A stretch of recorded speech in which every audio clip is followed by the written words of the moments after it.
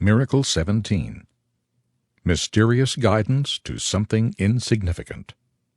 Financially, times were tough for my family in part of the 70s.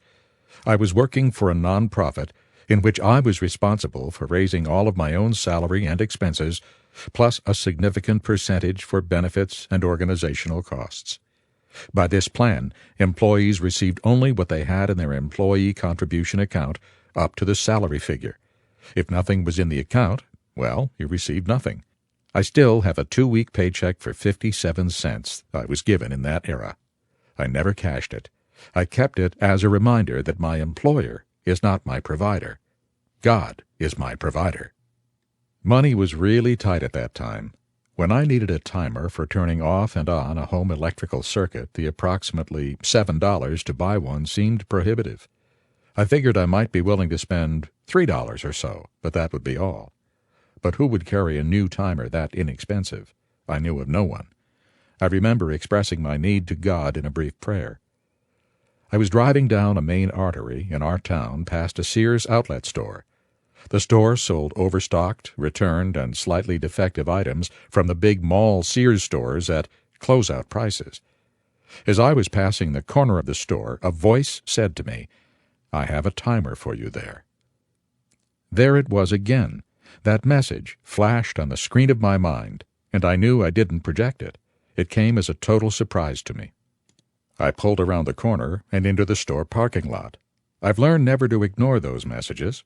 I entered the store and went to the section where all the electrical and mechanical products were. No timers. Well, I thought maybe I imagined the message. I left that department for the front door. About 20 paces toward the exit, I got the message again. "I have a timer here for you." This is so weird, I thought. I argued with myself and admitted feeling silly about the whole thing. I intercepted a clerk and asked, "Would you happen to have any 24-hour electrical timers in the back room?" I couldn't find any in the electrical section. She agreed to look and disappeared through an employees-only door at the back of the store. She emerged in a few minutes, shaking her head. "Sorry, couldn't find any back there." Now I knew I was going crazy. I headed for the exit one more time. I had to pass the cashier on the way out, and, for the third time, I got the message, "I have a timer in here for you." This was getting to me. Trying to ignore the messages wasn't working, and now my curiosity was making this an obsession. I stopped at the cashier's stand and asked, "Do you know any place in the store where I might find a 24-hour electrical timer?" "You might try that counter over there where we have cameras.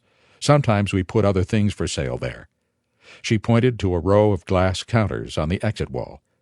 I walked over to the counter, and my eyes fell on 2 timers in the glass case.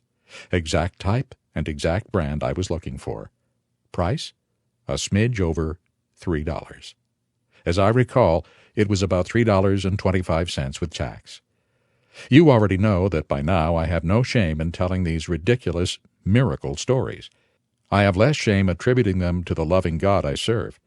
In 10,000 ways by now, I know He can communicate with me in my spirit, and I know He cares about the so-called little things in my life, even timers.